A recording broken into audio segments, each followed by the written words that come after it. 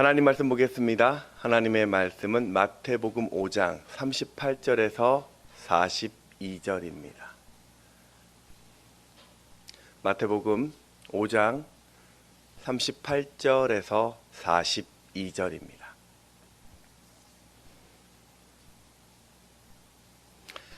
교독하겠습니다. 또 눈은 눈으로 이는 이로 갚으라 하였다는 것을 너희가 들었으나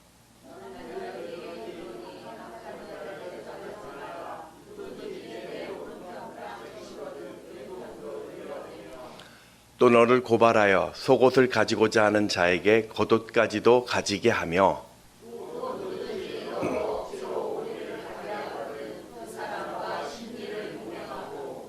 함께 읽겠습니다. 내게 구하는 자에게 주며 내게 꾸고자 하는 자에게 거절하지 말라. 아멘. 네, 오늘 오신 여러분을 환영하고 축복합니다. 우리 옆에 계신 분들과 이렇게 인사했으면 좋겠습니다. 오늘 내게 은혜 있습니다.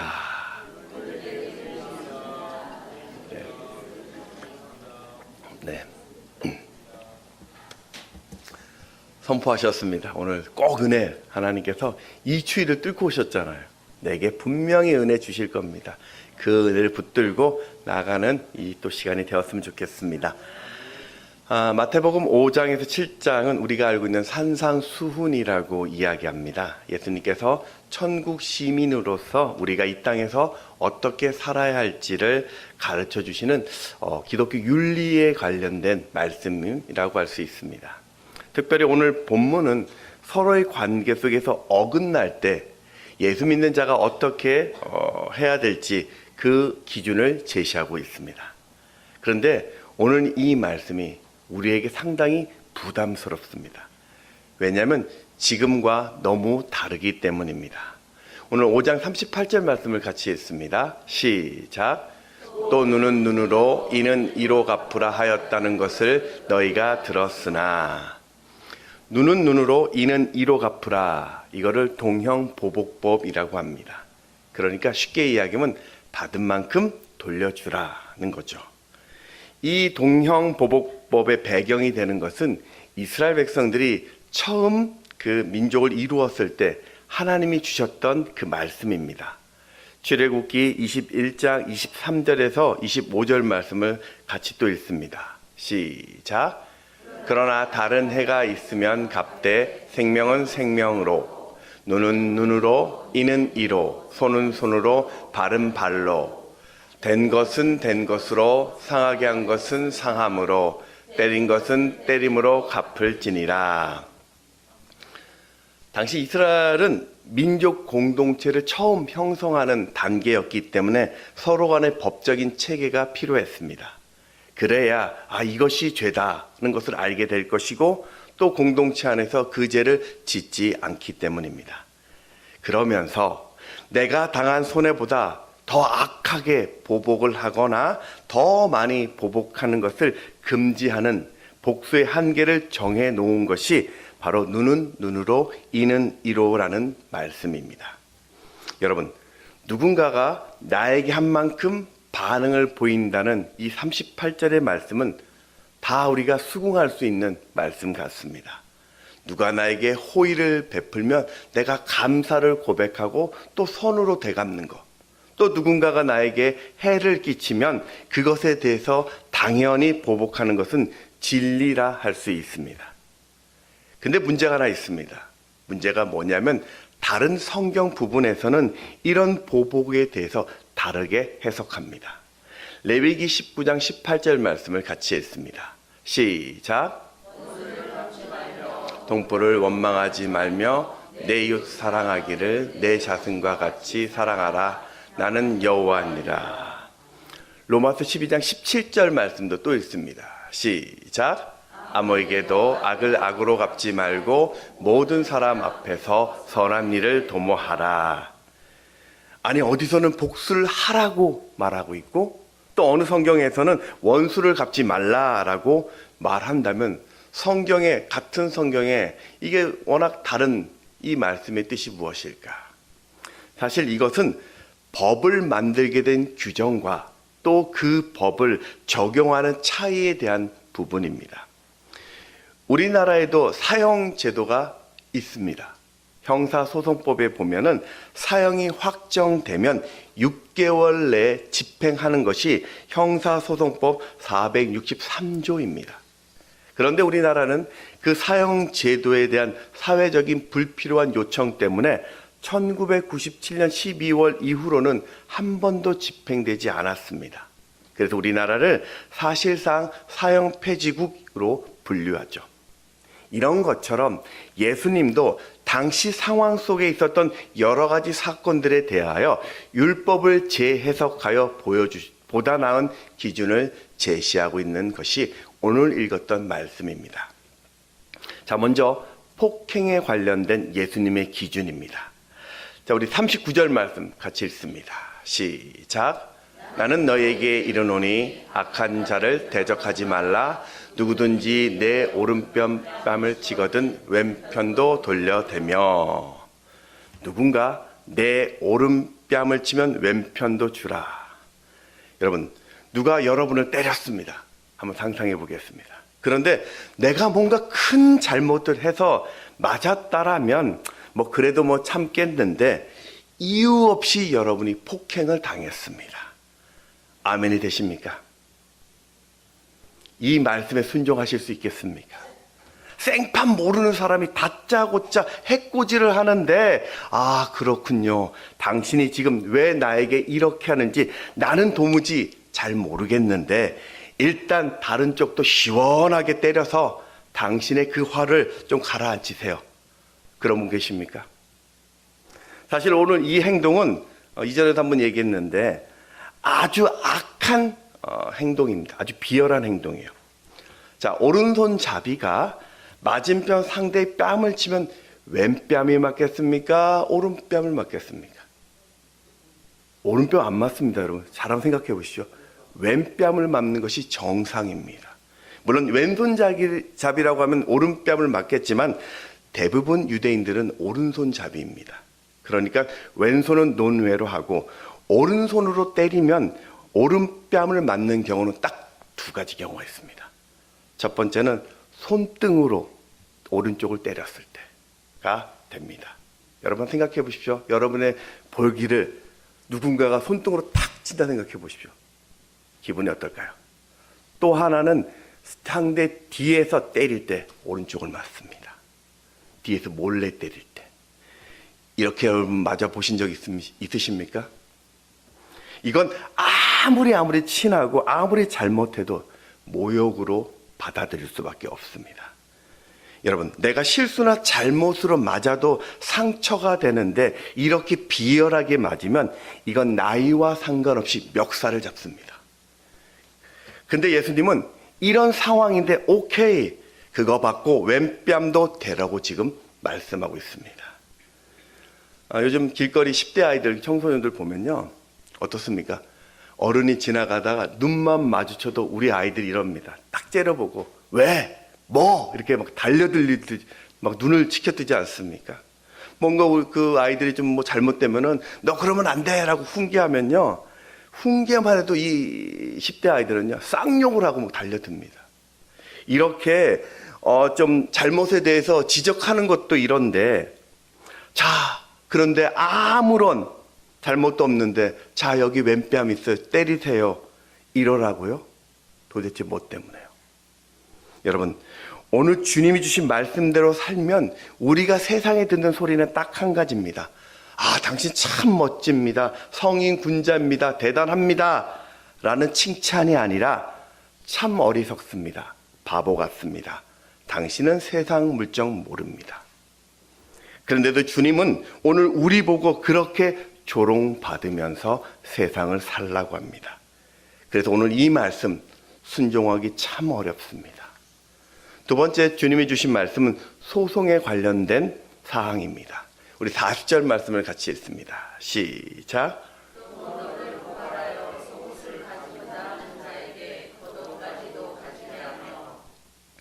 지금 어떤 악한 자가 내 것을 빼앗으려고 소송한다는 거예요.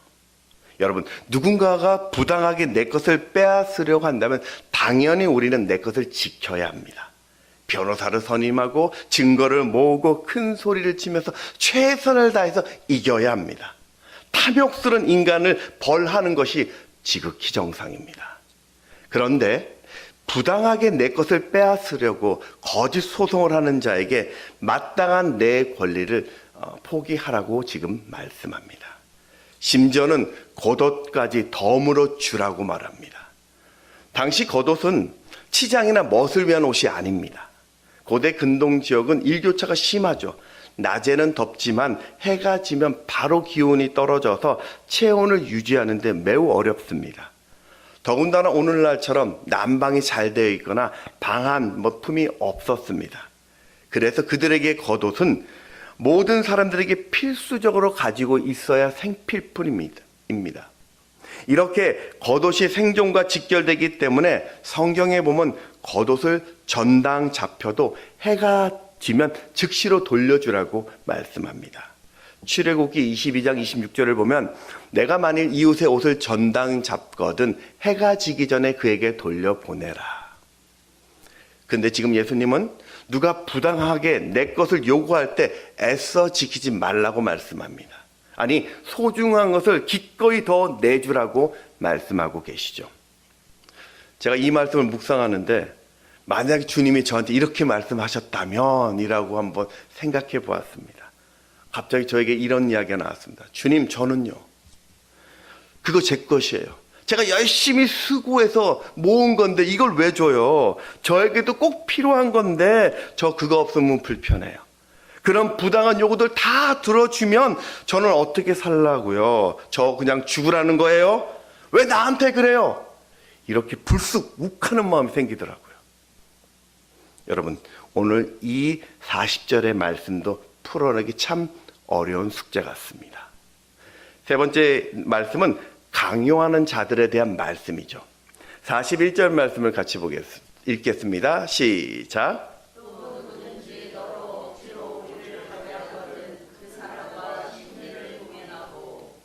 현대인들은 모두 다 바쁘고 분주합니다. 심지어 우리 유치원 다니는 우리 아이들도요, 보면 학원에 학교에 눈코 뜰 새 없이 바쁩니다. 그런데도 누군가가 나를 콕 집어가지고 뭔가를 요청하는 사람들이 우리 주변에는 콕 있어요. 그렇게 중요한 것 같지 않은데도 굳이 나를 와서 괴롭히는 것처럼 요청하는 사람들이 있습니다. 더군다나 그 정중한 요청도 아니에요. 억지로, 과하게, 불편하게, 마치 자신이 귀찮은 것을 떠넘기는 듯한 그런 사람들. 문제는 그게 나와 전혀 상관없는 일인데도 말입니다. 내가 해야 할 의무가 없는데 불쑥 나에게 다가와서 당연하다는 듯이 요구하는 사람. 그게 바로 지금 41절의 말씀입니다. 그럼 여러분은 어떻게 하시겠습니까? 저도 또 생각해 봤습니다. 이건 네 일 아니야. 이건 네가 해야 할 일이야. 이걸 왜 나에게 시켜? 나도 바빠. 이렇게 거부하는 마음이 들더라고요. 생각 속으로만 했습니다. 이런 무대뽀 같은 사람에게 격식을 갖추라고요? 예의를 있게 대하면 절대로 그 사람을 이길 수 없습니다. 이런 사람에게는 동형보복법이 최고입니다. 똑같이 대하는 거예요. 무대뽀에는 무대뽀로 대응하고 거친 사람에게는 거친 방식으로 되갚아주면 됩니다. 욕하는 사람에게는 찰진 쌍욕으로 되갚아주시면 되고, 큰 소리 치는 사람에게는 더 큰 고함으로 대응하고, 무시하는 사람은 나도 철저히 무시하면 간단히 해결됩니다. 근데 예수님은 그런 무례한 사람들을 다 들어주라고 명령을 하고 있습니다. 억지로 오리를 가자고 할 때 심리를 가주라는 이 주님의 말씀은 그 떠맡긴 그 일뿐만 아니라 내가 손해보더라도 유익이 없다 할지라도 더 도와줄 것이 없는지를 내가 찾아서 그를 도와주라는 말씀입니다. 지금 예수님은 우리에게 도저히 납득할 수 없는 일을 또 요구하고 계십니다. 자, 네 번째는 염치 없는 부탁에 관한 말씀입니다. 42절 말씀을 같이 또 읽습니다. 시작. 내게 구하는 자에게 주며 내게 꾸고자 하는 자에게 거절하지 말라. 아멘. 그래도 42절은 그래도 좀 다른 말씀에 비해서 좀 순종할 가능성이 조금 있는 것 같습니다. 우리는 내 이웃이나 성도가 형편이 어려워서 무언가 빌려달라면 참 이거 거절하기 어렵습니다. 관계도 좀 있고 같은 공동체 안에 있고 형편도 다 아니까 뭐 이자도 준다고 하니까 바로 갚겠다고 하니까 그냥 좀 쉽게 믿고 빌려줍니다. 근데 문제는 그 약속을 어기거나 이런 행동이 반복되는 일상적인 행동이 되면 또 이게 말이 다릅니다. 이건 염치 없는 행동이죠. 사실 교회에서는 그래서 웬만하면 성도 간의 돈 거래를 하지 말아야 합니다. 왜냐하면 그게 반복이 되면 사고가 나기 때문입니다. 그래서 좀 서운해도 처음부터 좀 거절하시고 함께 신앙생활하는 것이 더 낫습니다. 그게 아니면 아예 받을 생각하지 마시고 형편껏 섬길 수 있는 범위 내에서 그냥 좀 후원해 주시면 그게 좋을 것 같아요. 그게 예수 믿는 한 형제로서 서로에게 선한 일이 되는 것이죠. 제가 이전에 한 목사님이 그 교회 안에서 열심히 신앙생활하는 가정인데 가정 형편이 너무 어려웠어요. 사업을 하다가 너무 좀 어려워가지고 교회가 진심으로 그 가정을 도왔습니다. 그 사람들이 그래 저 가정은 정말 이 교회 충성할 거야. 정말 이 교회에서 열심히 동역할 거야 생각해서 어쨌든 열심히 도와서 그 고비를 넘겼어요. 고비를 넘어서 어느 정도 성장하니까요. 바로 다른 교회로 떠나버렸어요. 여러분 사실 누가 이 믿음의 공동체를 끝까지 섬기냐면요. 이름도 없이 빛도 없이요. 그 공동체 안에 내 시간을 쏟는 사람, 물질로 섬기고 헌신을 드리고 기도를 쌓는 사람이 끝까지 그 공동체에 남습니다. 여러분 내가 받은 것이 아니라 내 것을 더 내어 놓았더니 하나님은 그를 교회의 기둥으로 삼고 있습니다. 왜냐하면 바로 그런 드림을 통해서 하나님은 그 공동체의 더 큰 체험을 경험하게 하시기 때문입니다. 오늘 이 42절 말씀도 한두 번 도움이 아니라 그런 도움이 반복되었을 때 어떻게 해야 되느냐의 문제였습니다. 성경은 염치 없는 인간이라고 악한 인간이라고 짜증내지 말고 거절하지 말고 기꺼이 도와주라고 말합니다. 그래서 오늘 이 말씀도 우리에게 부담이 됩니다. 사랑하는 여러분, 오늘 예수님은 폭력에 침묵하라고 하고 파렴치한 소송에 약자가 되고 부당한 행동에 약자가 되며 염치 없는 행동에도 아랑곳하지 않고 섬기라고 가르치고 계십니다. 세상은 어떻습니까? 세상은 절대 이렇게 살지 말라라고 말합니다. 어느 나에게 젖을 먼저 준다는 속담처럼 세상에서는 소리를 지르고 내 힘을 사용하고 하소연하는 자에게 우선권을 주는 시대입니다. 내가 한 대 맞고 침묵하면 어리석은 사람이 됩니다. 이게 소문이 되면 아무나 와서 내 것을 빼앗고 때립니다. 그래서 어떤 수단 방법을 쓰더라도 더 움켜쥐라고 이야기하고 빼앗기지 말라라고 말하고 있습니다. 그러니 오늘 이 주님의 말씀은 우리에게 너무나도 불편합니다. 그렇다면 도대체 예수님이 주셨던 이 말씀의 핵심이 무엇일까요? 그런 악한 사람이라 할지라도 비열하고 염치 없는 부당한 사람이라 할지라도 주의 사랑으로 대하라는 것입니다. 이게 예수님이 주셨던 메시지입니다. 주님이 오늘 나를 사랑하신 것처럼 그 영혼에 대하여 사랑하는 마음을 가지라는 것입니다. 생각해 보십시오. 만일 이 악랄한 비열한 사람이 오늘 내 가족이었다면 우리는 어떻게 평가할 수 있을까요? 내가 그를 때리고 소송하고 저주하고 욕하는 그런 분은 없을 것입니다. 내가 사랑하니까. 그래도 내 가족이니까 아무리 어이없어도 그놈 참하면서 호통은 한번 칠전정 그래도 넘어가지 않습니까? 그래도 사랑으로 품지 않겠습니까? 사랑하는 마음이 있으니까 나를 아프게 해도 이해되지 않는 행동이라 할지라도 그 편에서 이해하려고 합니다. 사랑의 마음. 오늘 본문은 너희 안에 사랑의 마음이 있으면 충분히 할 수 있다라는 주님의 음성입니다. 우리는 예수님의 말씀대로 살면 분명히 조롱거리가 됩니다. 어리석다라고 놀림 당할 것입니다. 이용당할 것입니다. 그런데 예수님은 그런 말씀에 순종하는 우리를 바라보고 계심을 우리는 생각해야 할 것입니다. 이런 나를 살리기 위해서 십자가의 저주까지 당하신 그 주님의 사랑을 내가 조금이라도 묵상한다면 어떨까요? 나를 살리신 예수님이 이 악하고 무례한 행동을 하는 그를 안타까워하는 마음으로 바라보고 계신다는 것을 내가 묵상한다면 우리는 어떻게 반응해야 할까요? 예수님이 오늘 나를 향하여 네가 좀 더 용서하라고 이해하기 바란다면서 긍휼의 마음으로 나를 바라보고 있음을 내가 묵상한다라면 우리는 어떻게 반응해야 할까요?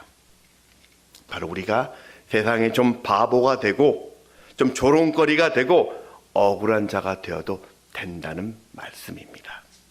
왜냐하면 여러분의 그 어리석은 손해가 바로 세상을 변화시킬 하나님의 능력이 되기 때문입니다. 그게 주님이 오늘 말씀하시는 거룩이라는 것이고 그리스도인의 모습일 것입니다. 말씀을 정리합니다. 여러분, 세상은 누가 빠르냐에 따라서 승리를 결정합니다. 누가 더 많은 정보를 가졌느냐에 따라서 승리자라고 이야기합니다. 누가 더 많은 돈을 가졌느냐에 따라서 우열을 정합니다. 그러다 보니까 믿는 우리도 그런 세상에 뒤처지지 않으려고 더 빠르게 움직이려 합니다. 이익이 되는 자리라면 그 자리를 끝까지 지키려고 하고, 내가 손해되는 자리라면 그거는 고난의 자리라고 생각하며 그 자리를 피하려고 합니다. 근데 여러분, 오늘 우리에게는 세상이 모르는 위대한 사랑이 있습니다. 밤모섬에 유배되었던 사도 요한을 생각해 보십시오. 그가 노구가 되었을 때 그 유배에서 풀려나서 에베소 교회로 돌아왔습니다. 그가 에베소 교인 앞에서 했었던 첫 번째 설교는요, 나를 유배시킨 이 로마에 대해서 복수나 분노의 설교가 아니었습니다.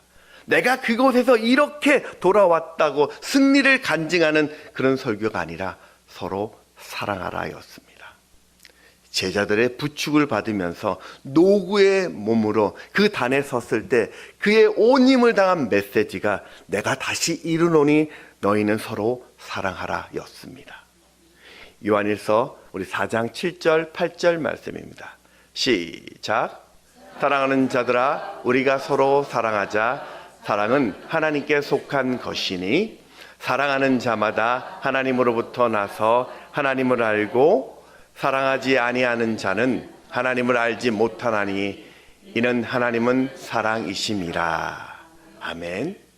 사도 요한은 내 안에 담겨있는 예수의 사랑으로 산다면 세상을 능히 이길 수 있는 거룩을 가지게 된다라고 끝까지 외쳤습니다. 사랑하는 여러분, 세상을 움직이는 힘은 국가 권력 같지만, 경제적인 능력 같지만, 많은 정보 같지만, 과학 같지만 사실은 사랑입니다. 나를 위해 죽으신 그 예수님의 사랑이 오늘 내 안에 있어 여러분은 천국 가는 인생이 되었습니다. 오늘 여러분의 인생에 장차 이 땅에서 마지막 숨을 거두고 눈을 떴을 때 그 영원한 천국에 주님과 함께 있게 될 것입니다. 오늘도 그분이 내 안에 살아서 내 인생의 주인이 되셨기 때문에 그 놀라운 사랑을 이 땅에 실천할 수 있는 자가 된 것입니다. 그러니 여러분은 무엇을 하든 사랑을 선택하십시오. 내게 주신 이 말씀을 놓치지 마시고 세상에 거룩한 조롱을 당하십시오. 내가 어떤 판단을 하기 전에, 어떤 행동을 하기 전에 지금 그를 주님의 사랑으로 바라보고 계신다는 주님의 그 형상을, 또 주님의 그 마음을 묵상해 보십시오. 하나님은 오늘 여러분이 믿음으로 씨름하는 그 자리에서 이 천박한 세상을 말씀으로 압도하는 놀라운 은혜를 보게 하실 것입니다.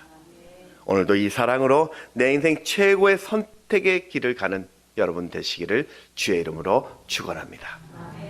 찬양하겠습니다.